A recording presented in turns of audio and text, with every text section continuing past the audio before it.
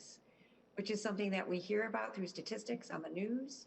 We hear about it in debates in Congress, but it shows up for real in the lives of Americans all around the country. And that's what we're here to talk about today. So today we have 4 individuals as guests, people from around the country who are here to share their stories with President-elect Joe Biden. So Mr. President-elect, thank you. And over to you to get us started, sir. Well, thank you all 4 of you for being part of this. You know, one of the things about COVID that's changed is that usually I'd be out in the community looking you in the eye and trying to figure out what was on your mind. I'd be going to your restaurants, your unions, making sure that I had a clear understanding of what you were facing, because it's all personal. Every one of you is dealing with something that is very personal and affects all of you differently, although in one sense everybody's affected in the same way. So I want to thank you for joining me today and for sharing with me what you and your families are going through. And I know times are both tough, but I believe that with the right policies we can fundamentally change things. And my hope is that we'll be able to help in a short order, but that depends a lot on our friends in Congress and the other side who are prepared to take the action that has to be taken. And when I think about the economy, I don't think about the gross domestic product or the state of the stock market. I think about families like yours, family like mine, families like I grew up in, where, you know, my dad, when he lost his job when I was a kid in Scranton, Pennsylvania, when coal died, he was not a coal miner, but he worked there and the economy collapsed. We moved down to a little steel town called about where I am right. And my dad, me and my siblings, I was the oldest, I'm probably the only one that really fully understood it early on, was he said, Joey, a job's about a lot more than a paycheck. It's about your dignity. It's about respect. It's about your place in the community. It's about being able to look your kids, your family, your friends in the eye and say, I think everything's going to be okay. And he also used to say, Joe, I don't expect the government to solve my problems, but I at least expect to understand my problems, so they understand what it is, so I know they have a way of at least they're working on what I'm concerned about. So that's what I want to hear about you, from you all today, about the challenges you individually are experiencing. I know you're all experiencing the effect of one great problem, and that is the economic downturn, in large part because of COVID and the failure of some of our friends in Congress to move forward on the kind of economic package that was passed and needed to help people. But the challenges you experience it affects everybody the same, but slightly differently. And I want to hear, if you, to the extent you're willing to be straightforward with me and tell me about what your real deep concerns are, I'd like to hear it. It will help me inform my policy. And I've been doing this on a regular basis, meeting with people who are victims of this economic downturn through no fault of their own, have done everything, worked like heck their whole lives, and find themselves in a real dilemma right now. And so with that, why don't I, as my mother used to say, hush up, Joey, and hear from you all. And then maybe I could, as you're talking, after you finish, maybe ask you some questions. And you all can ask me questions as well in the process here, okay? But let's just have a candid talk, because, you know, I got involved in public life way back when I was a kid because of civil rights and because of ordinary working people and middle-class people who really built this country. The very wealthy, there are a lot of good people, but they don't need my help. But the families I came from need my help and need just an even shot, just a chance to make it. And when they've had that chance, they've never let the country down. So having said all that, why don't I be quiet, and I'll let you start, so you tell me who's talking first, and we'll go from there, okay? Thank you so much. We're going to go first to Chicago, to you, Lori Alexander. You worked as a crossing guard. I understand you never missed a day until this year. Can you tell us a little bit about how this is affecting you? Yes, I want to say thank you so much for this opportunity, President-elect, and congratulations on your win. I've been working for the city of Chicago for 18 years. On and off, the city had so many different issues with when I first came into the department. However, COVID took tremendous strain where I am now unemployed and I'm getting unemployment, and that's been difficult during the time of unemployment from the beginning of March. Um, the changes of the dollar amount that we've been getting, you can't even feed your family. And I just thank God that I don't have a family right now. My children are grown, they're adults, and they're able to fend for themselves. But unfortunately, as a mom, you still know you want to be able to take care of your children. If they call you and say, Mom, I need something, I can't even do that for them. And it's just been such a pleasure to have worked with Local 73, the union, because they have been helping me and guiding me through a lot of same things that I needed throughout this whole pandemic. I thank God for the organizations in my community and neighborhood, because I've been a leader, and also in my community, I try to work with seniors. I've been working with seniors for years, and I wasn't even able to help a lot of seniors this year, to be honest with you. That's just been such a turmoil, but I do thank God I have the opportunity to speak about it for other people who are unable to speak for themselves right now. My job right now, because it's on a scale where I don't know if I'm able to go back to work, my biggest concern is probably my pension, if I choose to retire, or even if I'm still going to be able to work. And if I do go back to work, would I even be safe? You know, it's just so many unanswered questions. Even just taking going to get tested and taking the virus. I mean, taking the virus, if they got it, if it worked, and what's the side effects to the virus? If you already have underlying health issues, it's just so many unanswered questions, and it brings a lot of confusion.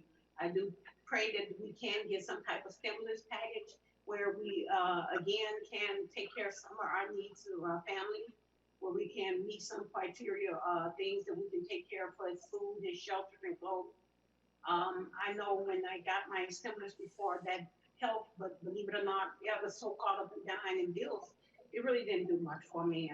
It went basically to my veterinarian bill for my dog and my cat. And I'm not ashamed to say that, but I do pray that you hear our voices, and together, people, we let everybody know what's going on, and together we can work it out, and hopefully we'll come up with plenty of solutions. Thank you. Thank you, Lori. I'll come back, ask some questions if I may, but I'll wait till we get through it all. Thank you. So next we're going to Detroit to Karen Coffey. You work at Comerica Stadium. That's my hometown. Thank you for being here. Can you tell us a little bit about how the crisis is affecting you? Yes, thank you so much for having me. And thank you so much for the platform.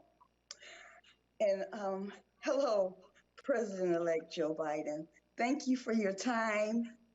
I really appreciate it, for you sitting down and listening to our concerns today, because we do have a lot of concerns, Mr. Biden. It's been rough.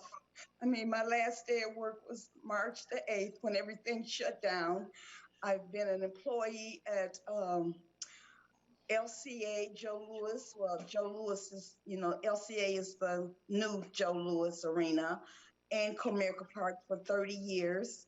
I've been with my union, Unite Here. They've helped us tremendously through this by giving us all type of information and staying by us. The unemployment helped so much when we had the extra money. But once the extra money left, it's downhill from there. It's hard trying to keep up with your bills, trying to pay, not only me, all of us. This is all servers, all of the stadium workers and the hospitality workers.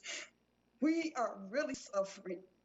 And it just hurts us when we hear people that don't have any issues, politicians that are doing just fine, when they say, oh, they don't need that extra money. They're just lazy.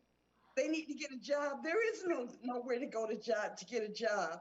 But we would be working. We don't want to be sitting here home on unemployment. We want to be working. We want to be able to go back to our old jobs that we had. That we want to make sure that they're safe for all the employees to come back. We want to make sure that the companies cannot go out and hire new employees once we are able to go back to work.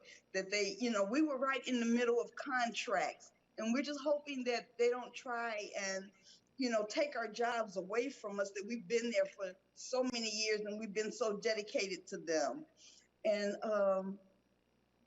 our health insurance, now we don't have health insurance. A lot of us pay for our own health insurance because the companies don't pay for that. But now we can't even afford to pay our health insurance because we're not getting the money. And I don't even know what to say. We feel hopeless. That's how we feel. We feel like we don't know what tomorrow is going to bring, where there's any help going to come from, and it's just an everyday struggle for us. So we're hoping that we can get some help. Our health insurance is gone. Our jobs are basically gone, and we need job security. We need the companies to know that they can't give our jobs to somebody else once this is over, that we can come back. We want to be there. We want to pick right back up our lives and move on. I mean, my mother is here with me. It's just been mentally straining and draining to have to worry about, she's elderly, so I worry about her. Then I have to worry about my own self, trying to stay healthy without insurance so I can take care of my mother. It's bad. And we need help. We need help with unemployment. We need help with our health insurance, and we need to know that our jobs will be there once it is safe for us to go back. And I thank you for this time and this platform, for you listening to our concerns, and hopefully we can come to some type of help, something that can get us through this. Karen, can I ask you a question before we go on? Do you have reason to believe that if the industry comes back, that is, your employers are able to open up again and have full service again, that they're not going to bring back their other employees? Do you have reason to believe that? Well, I fear that.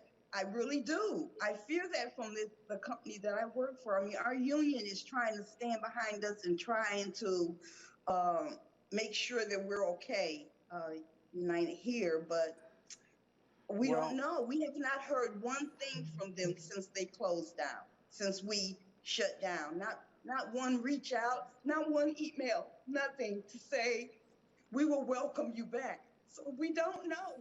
We really don't know, none of us. Well, you ought to talk to your union. I think your union probably does know that they're likely. I am part of the union. Our company will not reach back out to us. Well, okay. It's ghost. They're ghosts. All right, well, I think it's going to be hard for them to not hire back the existing workforce if they're able to hire people back. But that's a different, I'll look into that. But I have other questions later. Thank you. Thank you. Thank you so much, Karen. Thank so you. We're going to Milwaukee next. Dan Jacobs, you're a small business owner. You own restaurants. And this is the crisis has had an effect on you, on the people who work for you. Can you tell us a little bit about it? Absolutely. Thank you, President-elect Biden, and your staff for taking the time today to talk to American workers and me, the lone small business owner. Successful small business owners have one thing in common, and that's our willingness to do whatever it takes. This keeps us not very far removed from the other people on this call. But let me share with you what I'm going through right now. My name is Dan Jacobs, and I am a member of the IRC, which is the Independent Restaurant Coalition, HUA, Hospitality United Associations, and the co-founder of MERC, Milwaukee's Independent Restaurant Coalition. These organizations did not exist pre-COVID, but they came together in response to the pandemic to help navigate and find the best possible solutions to keeping our vibrant restaurant and bar communities together, and to help find a solution to the economic fallout of COVID-19. My partner, Dan Van Wright, and I, we own and operate the JVR Hospitality Group here in Milwaukee, Wisconsin. On March 1st, our group consisted of 90 plus employees, with 80% of them being full-time, 3 restaurants, a bakery, a restaurant consulting organization, and a Dan kiosk at the Pfizer Forum with the Milwaukee Bucks play. Today, due to COVID, we've had to reduce our staff to 26 employees, with only 12 of them being full-time. We're left with 2 restaurants, Dan Dan and Estrev, having been forced to permanently close the bakery batches and our French restaurant, Fauntleroy, because of a 91% revenue loss. Since June 1st, here at Dan Dan and Estrev, we've lost another $700,000 worth of revenue. Unfortunately, this story isn't unique, not among the 500,000 plus independent restaurants or the countless small businesses across the country. I worry about our future as a company, but I mostly worry about the future of our team as well as the workers of our industry and small businesses nationwide who are furloughed right now and whose UI benefits are set to run out already have. Our business initially missed out on the first round of PPP, but in the end, we did receive a PPP and an EIDL loan in May and in June. While these 2 programs helped, they just act as a Band-Aid to slow losses and furloughs. These programs are not answers to our deepening small business economic problems. For restaurants specifically, the PPP program falls far short. Only 8% of restaurants, or 8% of the businesses that received PPP loans were restaurants. However, our industry was the hardest hit, mainly because restaurants' first or second largest expense is our food and beverage costs, and these are not eligible as grant expenses. Our company personally exhausted our PPP loan in October. We closed our patios. I mean, it's winter here in Milwaukee, which I'm sure you know about Scranton winters. It's pretty much the same. Add that to the exploding COVID positivity rate that's come to form a perfect storm of loss of revenue for businesses. And then on top of that, the loss of jobs for the American workforce that were propped up by those PPP loans. As winter approached, we spent $20,000 to make our restaurant as safe as possible for our team and for our guests. But that money just seems like a waste now, as it's just not safe to be indoors with people that aren't in your bubble. We are worse off right now than we were in March. At least in March, there was hope, and there was a feeling that we were all in this together. Now we look toward a long winter that's here or knocking on the door with a feeling of true desperation. Last month alone, my company lost $23,000. At this rate, we will make our obligations, having to continue to get real scrappy, real inventive through March or April. But after that, our continued operation is not guaranteed or even possible without some help. This is the big one, Mr. President-elect. If there's one point that I hope that you take away from today, it's that we as small business owners, like our workforce, cannot have that help come in the form of taking on more debt. We need grant help, and we need that grant help now. Luckily, there's programs out there like the Restaurant Act, which has bipartisan support in the Senate, including co-sponsored by your Vice President-elect Kamala Harris, and has passed through the House of Representatives. The Restaurant Act would immediately help independent restaurants across the country. Independent restaurants account for 11 plus million workers, plus another 6 million workers just outside our bubble. Think about bakers, fishermen, farmers, foragers. These are the people that work outside of us. Restaurant and bars are a lot of the time people's first and last jobs in our workforce. So many people have passed through our industry, including former presidents like Abraham Lincoln, who was a bartender in Illinois. I love that story. I want the opportunity to bring my bartenders back and give them the tools to be their best selves, because who knows, the next one could be the next Joe Biden. The state of Wisconsin, though, the Restaurant Act would be absolutely huge. We understand the necessity to shut down now and stay safe right now for us to get through this winter with a very minimum loss of life. But the post-vaccine world is where our economy needs us most. The Restaurant Act would allow us to bridge to a post-vaccine world where we could get our staffs back to work, to galvanize Wisconsin tourism industry, encouraging travelers to eat in Wisconsin's establishments, visit our tourist attractions, go to our retail shops, and take in a show at maybe one of our local independent concert venues, which selfishly I miss the most. The Restaurant Act would allow independent restaurants to continue to be the gateway to cultures and neighborhoods throughout our country. It will allow us to be the great engine of our economy.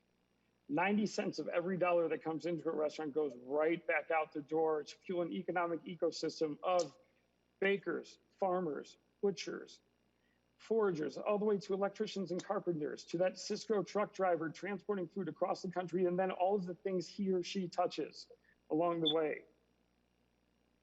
Finally, Mr. President-elect, small business owners are some of the most creative people out here. We have to constantly pivot and repivot, adapting to an ever-changing disease that we didn't bring on. As an industry, restaurant and bars have never asked for a handout. We are always the companies that charity organizations come to for donations first.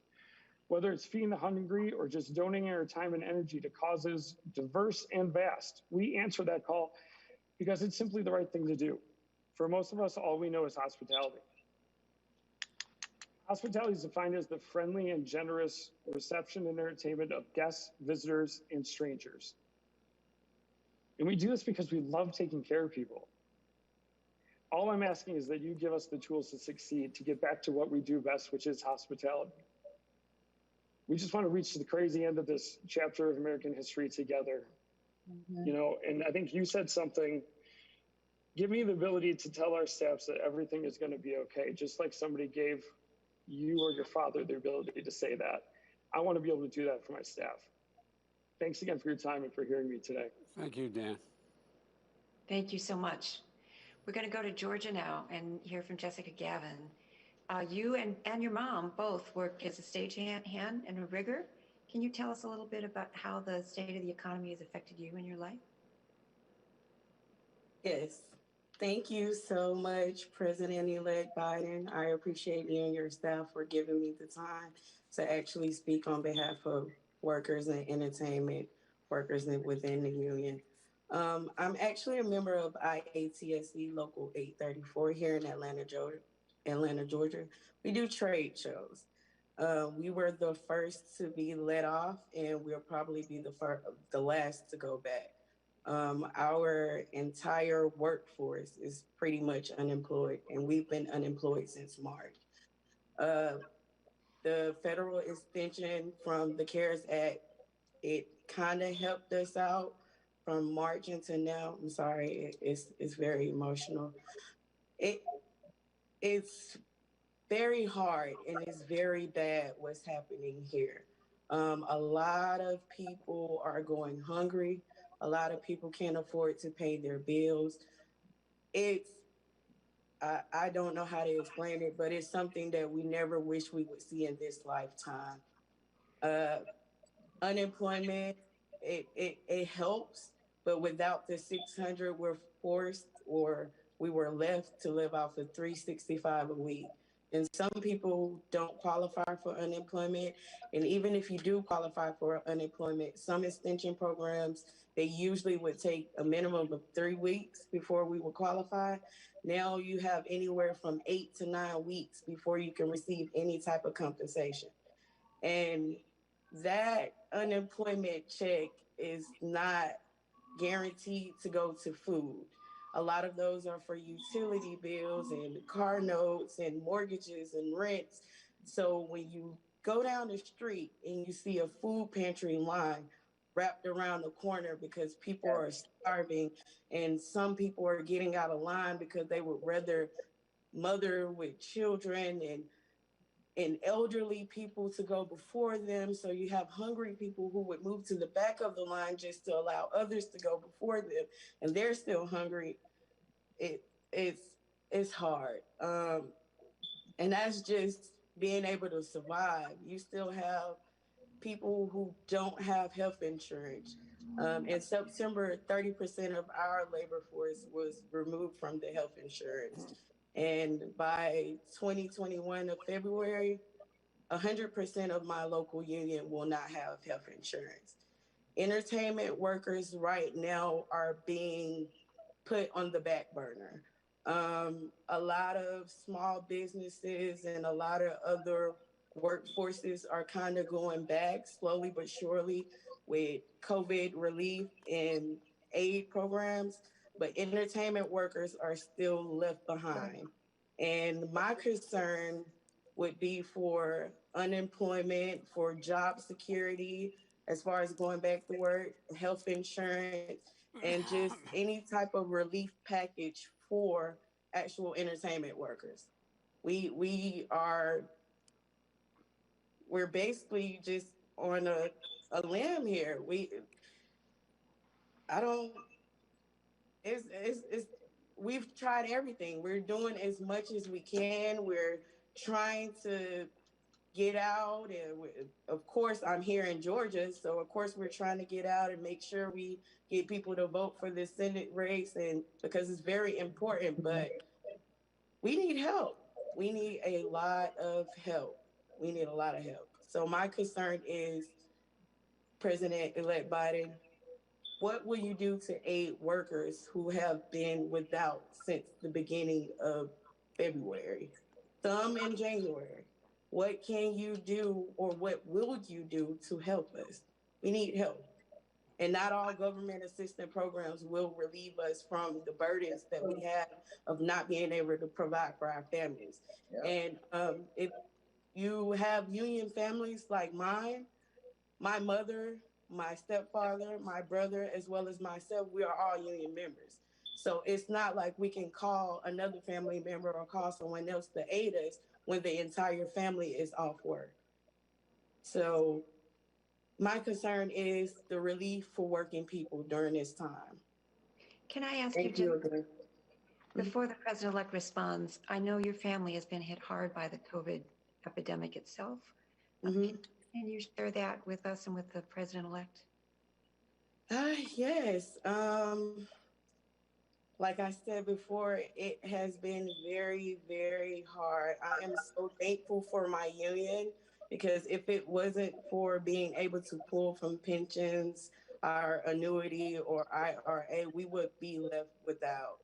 Like I said before, I can't call my mother to ask her to assist in taking care of my home because she's going through the same situation. So at this time, it's like we are all in a slump. We are all just waiting, and we're on a hope and a prayer that something will change, because now we're going into a full year with no work, no income, and majority of us have no health insurance. So that's no way to pay bills. That's no way to really put food on the table to take care of your family. Usually around this time, everyone would be getting excited for Christmas. We will always be grabbing gifts and wrapping gifts and sitting around, but due to COVID, you can't even sit around your family, and we can't afford to purchase gifts. Nope. And I mean, to be honest, you look around, you can't even celebrate with some family members because we have lost them due to COVID. So COVID has really changed everyone's world. I can't call my aunt and ask her what she wants for Christmas because COVID has taken her life, as well as other family members and union members and friends. So I hope this vaccine actually do help. I hope that we can get back to work, and I pray that our government actually put in protocols and procedures for working people with Yep. COVID around, because the worst thing about COVID, even if we do go back to work and someone catches it or someone in the crew catches it, now we all have to quarantine. Now we're out of work again for 14 days. There's no relief or aid for working people when they're sent home and quarantined due to COVID. Now maybe I have to stay in a hotel, or maybe my family have to go somewhere else. All of this stuff costs money. All of this costs money. Everything costs money. And then not only that, we don't have health insurance. A lot of us, and if you do have health insurance, how long will you have it? So there's a lot of questions and concerns behind COVID, especially for working people. Again, my biggest concern is a relief for working people. Okay, you're going to take care of us while we're not working, but when we go back to work, will we still have relief? Because you have a lot of billion-dollar corporations that are not concerned about the health of working people. So, Yeah. I mean, I just, some of us wish we would never see these days, but we are seeing them. So we have to do something. President-elect, I'm so sorry that you had to come in during this time. I really wish you could just have won your election within a good time, but we trust you. The American people trust you. Unions trust you. Working people trust you. And Vice President Harris, I just I just hope all of this could just work out in our favor. But we trust you, and hopefully we can all come to some type of conclusion. Well, let me start by saying I'm going to be completely blunt with you, frank. about what's available, what's not, what should be, and what shouldn't be. And to state the obvious, my ability to get you help immediately does not exist. I'm not even in office for another 50 days, and then I have to get legislation passed through the United States Congress to get things done. But I'll lay out what I want to do. But let me tell you what I think should be done in the meantime.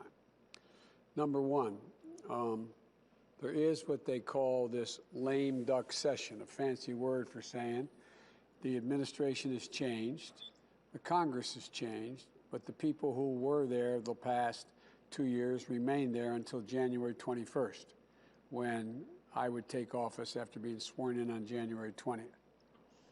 There's been an attempt to be able to provide for help in the meantime. One of my greatest concerns has been the failure to deal with COVID to begin with.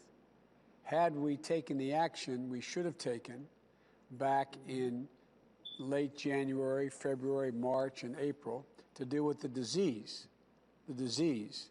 which the president said would go away, just like it will go away by Easter. It will, when the hot weather comes, it will be gone. Don't worry about it. It's going to be like a miracle. It's going to go away. None of that was true to begin with. And it was all designed, in my view, to make sure that it didn't spook the stock market, which doesn't affect a lot of you unless you have a 401k, and even then it doesn't affect you that much. So we didn't do the things that had to be done in order to be able to protect people's lives and to dampen down, flatten out this curve and begin to make real progress on getting rid of the disease. At the bottom rung, that still is the single most consequential thing that has to be done. We could provide all the aid in the world, and your restaurants aren't going to be good and open unless people decide they're all going to show up anyway and get COVID if they're in close proximity to one another. And the states are not going to be able to fund the school crossing guards, which are essential workers, and the teachers and the first responders, the cops, the firefighters, the EMTs, et cetera, because they have to balance their budgets. The cities have to balance their budgets. And the good, smart thing about our founders, although it was over 200 years ago, that's why they allowed the federal government to deficit spend. That is, in moments of crisis, to be able to spend money on the come so that, in fact, we could get the economy moving again, which has happened in every great recession that we've had. And so, but what happened is that we're now in a situation where the Congress, in these CARES Acts that they passed a couple $1 trillion worth of help. And one of the big problems was that help went to a lot of people who didn't need the help. Mm-hmm. The PPP and the PPE, the equipment, went to places that were doing pretty well.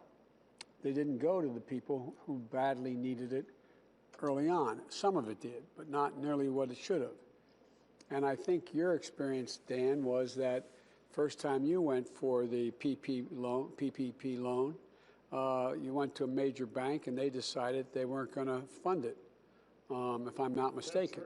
Well, you may remember, because you seem to be attuned with what's going on in the news, I argued that that was going to happen because the big banks, even though they weren't liable for any of this money, they were getting it. We bailed them out in the past, you know, they were being held harmless. It was too much trouble to take the time to lend. They'd ask you, do you have a credit card with us? Do you have an account with us? Have you borrowed with us before? Or do you have a system? And by the time you get answers to all that, the answer is basically no, we're not going to lend to you, and you're in trouble. You're already behind the 8 ball.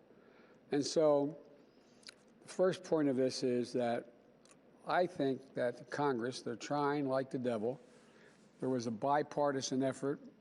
It's been happening now time and again, a bipartisan effort that came forward about 3, 4, or 5 days ago that called for, instead of the $1.6 trillion that the House thought, I think it's 1.6, Cecilia, I can't remember the exact number, in the new bill that they passed, back in May they passed it, And they just finally decided, they negotiated something for about $900 billion. Wouldn't be the answer, but it'd bring immediate help for a lot of things quickly. And but what happened was the president said he wouldn't support it, and apparently Republicans in the Congress said, the Senate said they wouldn't support it. So it's now back to square one again. And what our friends seem to be focusing most on is liability. Guaranteed there's no liability for businesses if, in fact, they open, anything happens. I mean, and anyway, it's a long story, but here's the deal. One of the things that we think should happen and continue is that no one should be evicted from their apartment or their home for being able to fail to be able to pay their rent and or their mortgage until this crisis is over.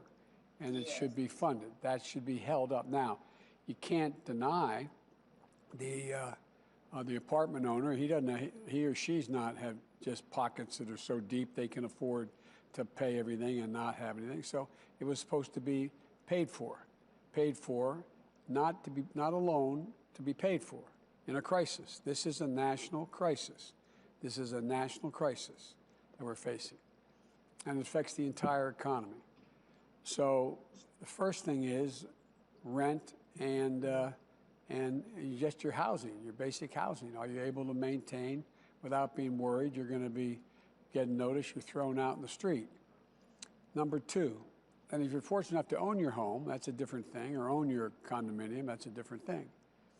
Second thing is that there was a proposal we put forward that suggested that already over 10 million people have lost their health insurance because their businesses went out of business. So they can't afford, the business can't pay anybody. The business is out of business. So it's basically bankrupt.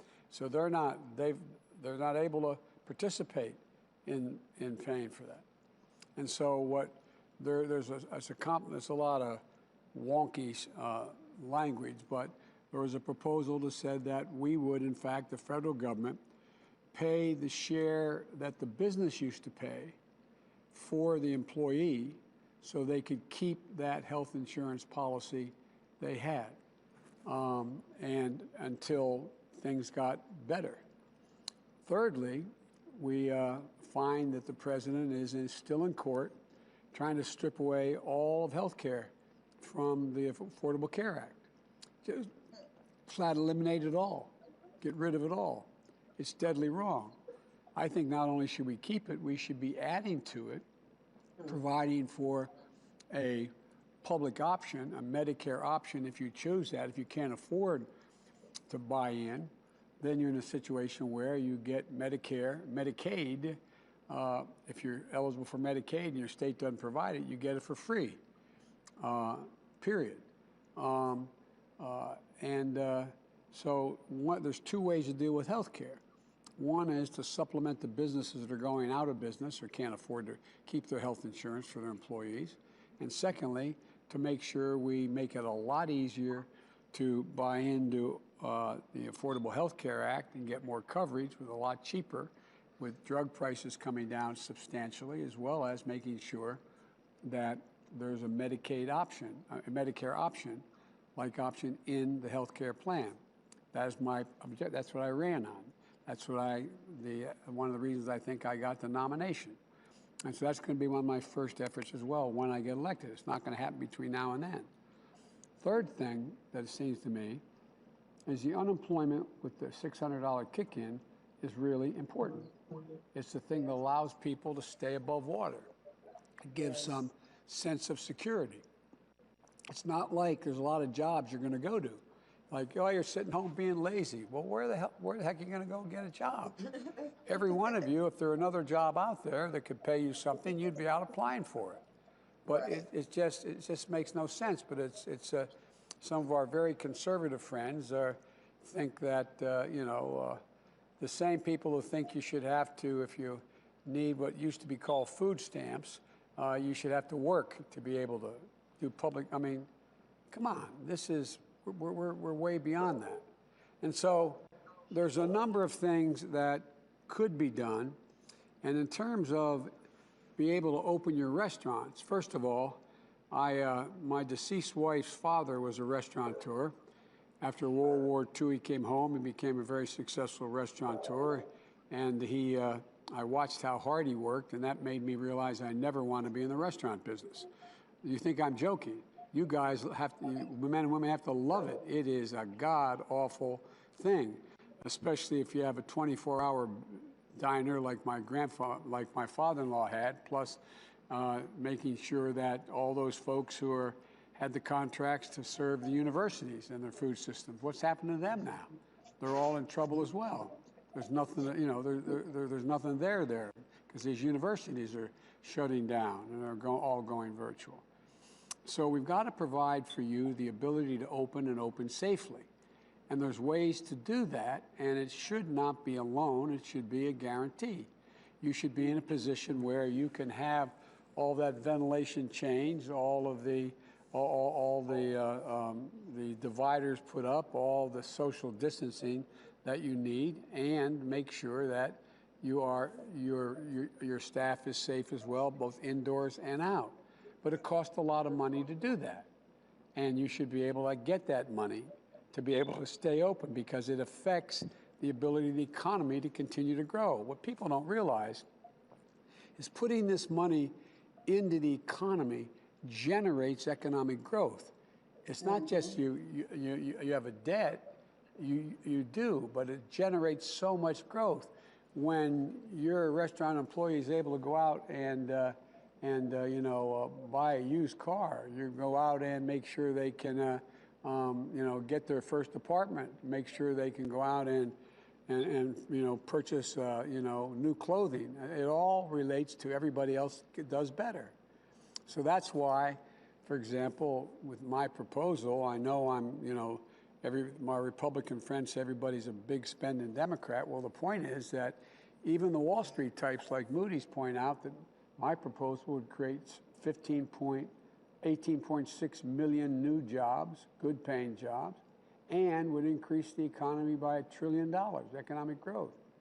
So what's happening though is the big thing for Lori and state workers is, one of the most important things we have to do is we have to deal with giving state and local governments assistance. You may remember, all but one of you are old enough to remember, when we had the Great Recession in 2008 that Barack and I inherited from the last administration. It was the most significant recession in the history of the United States, short of a depression. And what happened was we went out, and the president put me in charge of spending. We were able to convince 3 Republicans to change their votes, and we passed a bill that it turned out to be $84 billion that had to be spent in 18 months to keep the economy from crashing. It kept us from out of the depression. And by the way, even the conservative think tanks pointed out of less than 0.2% waste or fraud. I handle that on a daily basis every single day. I talked to over 165 mayors. I talked to every governor but one on a constant basis about how they could spend the money. And what happened was it generated economic growth. People came back. Well, that was federal money, and out of that federal money, $147 billion I was able to give to the states and the cities who showed they had a need, because they're laying off permanently their teachers, their firefighters, their law enforcement officers, their first responders, shutting down local mental health clinics, shutting down small hospitals. And that all relates to people's health, safety, and well-being. And in the process, I guess the point is the full Congress should come together and pass a robust package of relief to address your urgent needs now. And that means extending unemployment insurance for Lori and Jessica and Karen and the millions of Americans who, like them, who've lost their jobs or ours through no fault of their own. And that's going to help you put food on the table and pay the bills. We've got to make sure businesses like yours, Dan, have the resources they need in addition to the guidance and health and safety standards to open safely,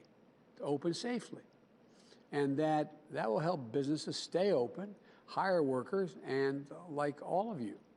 Thirdly, we have to provide states and cities the funding so workers like Lori can go back to work as their job as a school crossing guard, keeping children safe.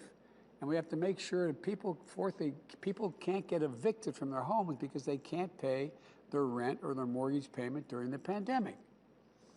This isn't a political game. This impacts on people's real lives and families. It impacts on all of you, all of us. And we need to get help out the door as soon as we can. And Americans like you need relief now. So I've been urging our congressional Republicans to work on a bipartisan emergency package now. But any package passed in this so-called lame duck session be now on January 21st, at best is only going to be a down payment on what's going to happen early next year. My transition team is already working on what I will put forward in the next Congress to address the multiple crises we're facing, especially the economic crisis and COVID. Come January, the Vice President-elect and I are going to fight every day for your families. That's my commitment. And one of the things we don't talk about is there is a profound increase, as you all know, in depression, a profound increase, quite frankly, in suicide rates, a profound increase in increased drug abuse use, a profound increase in quite frankly, abuse against women and children in households. So there's an awful lot of people, including our doctors and nurses, who need additional mental assistance. The doctors and nurses talking to me are telling me how many of them, when they're in when they're in operating room, or they're critical care nurses, how many times can they hold the hand of a person who's dying and hold their hand and know that woman or man can't even talk to, can't see, they may hold a phone, their son, their daughter, their husband, their wife, their child. I mean, it's one of those things that is profoundly destabilizing. And so there's a lot we have to do to keep them up. Now, one of the good news pieces here is, and it really is that, as you probably have been reading, I early on put together a COVID task force of the most significant scientists in the area. I think how many we have on it, Cecilia, now? 23 members, something like that. I think so, yes, sir. And these are the leading doctors in the world, happen to be in the United States. And there's two things that are happening for real. One, help is on the way in terms of vaccines, but the vaccine is not the most important thing. It's the vaccination. It's one thing to pay and the government have people show up and get the vaccine. It's delivered to the state capital or to hospitals, wherever it's going to be delivered. Another than to get that vaccine from the vaccine, I don't want to scare anybody, but into the arm, to get a vaccination. That's a really expensive proposition. We're talking about having to make sure over 340 million Americans, and others I might add, have to have access to that vaccination. And so that's going to rapidly, God willing, once we have it, be able to get out and be able to change the way in which we no longer have to shut down like we did. And what's happening is, and I hope you all are listening, as with all the trouble you're going through, you cannot be traveling during these holidays. As much as you want to, I have a large family. Barack used to kid me about it. I mean, everything for me is family, beginning, middle, and end. When one comes, everybody comes. You think I'm joking? I'm not. You know, we would have 16 people go away every Thanksgiving. My deceased son, before he passed away, We'd all go away, and we'd go away on Thanksgiving to be just a nuclear family. Mom, dad, sons, daughters, husbands, wives, grandchildren. And the first time, we had a Thanksgiving with my wife and myself, my daughter in the region, and her husband, who's a doctor in the region. That's it. All my other kids, everybody else in the family, was on Zoom on Thanksgiving, which doesn't. Well, Christmas is going to be a lot harder. And, you know, I don't want to scare anybody here, but understand the facts. We're likely to lose another 250,000 people dead between now and January. You hear me? Because people aren't paying attention. People aren't paying attention. You are, Dan. You're not letting people congregate inside your restaurant. You know what that would mean. But there's ways we have to bring down the virus. We have to bring down the replication rate of it. Anyway, and we have to significantly increase testing. And there's a lot of things we can do by the spring to be able to get everybody back in the swing of things, and people being able to safely open, and safely be with one another. But look, I know Trump always made fun of me. I'm always wearing this mask. But let me tell you something. It matters. It's not about saving my life. It's about saving your life. When I have this mask on, I have the heavy one underneath it. When I have this mask on, it's less about me being safe. It's about me making sure that you're safe. It's a patriotic thing to do. It really is. You know, I hear all this about, well, it's a great sacrifice of my freedom. Well, tell that to all the people who went to World War I and gave their lives, and World War II, and the Korean War. Come on. You're helping other people. It's not you. It's other people. Other people. And so I think we have to change the mindset here a little bit. It's got to be about giving. About giving. You know that old expression from the Bible, what you do unto the least of my brethren, you do unto me? Well, you know, that's what this is about. I'm not trying to proselytize and convert anybody to anything, but it's just basic human decency.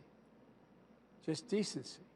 So, look, I promise you, the things that I'm going to be working on very, very hard are first and foremost getting the billions of dollars that are needed to get COVID under control, get the vaccine distributed, get it out quickly, and get it to the most urgent people most urgently needed.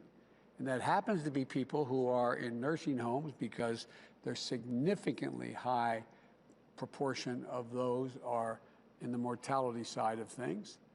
The number of people who have died in nursing homes exceeds about anything else. You're going to have to get it to those doctors and nurses who, by the way, are losing their lives. Their lives. A lot of them. Not a joke. It's about those first responders driving those ambulances, making sure that they're showing up. It's about that fireman going into a burning vehicle and pulling somebody out, not asking, do you have COVID or don't you have COVID?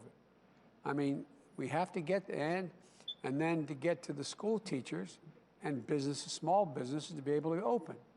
Because small business is the economic engine of the country. And restaurants are a major part of that small business. A major part of that small business. So, you know, I just think that, you know, Karen, I know this has a lot of emotional strain on you and everybody else. Yes. And, but imagine what it's like if you weren't even a member of a union. I know. I love my union. No, but my point is, that's the last point I want to make. America is built by the working folks and middle class. And the unions built the middle class. And look at all the people who aren't represented, who don't have any possibility. Talk about a pension. What pension? I remember my dad coming home and saying, well, I started this pension, the company, he just decided to stop it. Boom, done, over. Or remember him rolling around in the bed at night and asking my mom what was the matter. And she said, Dad's upset because we lost our health insurance. You know, I mean, this is stuff that has a profound impact on people's minds, their sense of Yes. themselves. And so, but I don't want you giving up hope. I really don't want you giving up hope. I promise you. Hang on. We're going to get through this. You're going to get through this. It's going to be hard as hell for the next 50 to 70 days, unless the House acts in some way, the Senate acts, and passes some of this material. And Dan, I think we got to go back and look at all the businesses that have gone out of business, and look at all, particularly minority businesses. You know, you have, something like 4 out of 6 black businesses going out of business.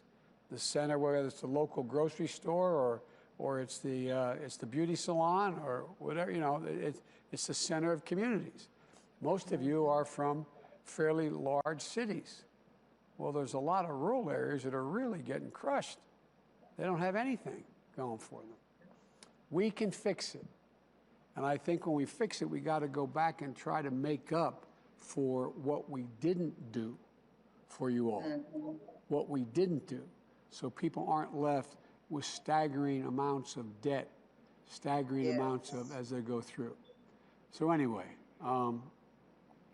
every time I'd walk out of my grandpa's house up in Scranton, Pennsylvania, he was a good guy, and he'd yell, "Joey, keep the faith." And my grandmother would yell, "No, Joey, spread the faith." You got to spread the faith a little bit. No, I really mean it. I promise you, watch. I always try to do what I say I'm going to do. If I make a mistake, I'll tell you I made a mistake, and I'll take responsibility. It's the responsibility of the President of the United States to set the agenda as to how we deal with this crisis. It's a responsibility, a guidepost for how people can move forward, instead of leaving it to and the mayors and governors are working like hell, Democrat and Republican. They're working like hell. But they need more guidance and more help. And that's what my job is as the commander-in-chief. I view this as sort of a standing army we got to put together to deal with this. But, we all know, you've all been through not just this crisis, many of you have been through difficult times in your life in other ways. We all have dealt with pain. But it's kind of the human condition is that I believe why we're going to do okay is it's always a bad bet to bet against the United States. The United States is all about possibilities. There's never anything we've tried to do together we haven't been able to get done. We'll get this done. My fear and concern is how many people may get left by the wayside in the meantime. And that's the job we have to step up now to do, is whatever we can now. And by the way, look at all that's going on. Look at what's happening in major cities in America where there's prosperity. You see miles and miles and miles and miles of automobiles lined up to get food, The food shortage in the United States, lack of access is overwhelming. Like you said, Jessica, people in line and stepping, or maybe it was you, Karen, saying in line and backing up to let somebody else move.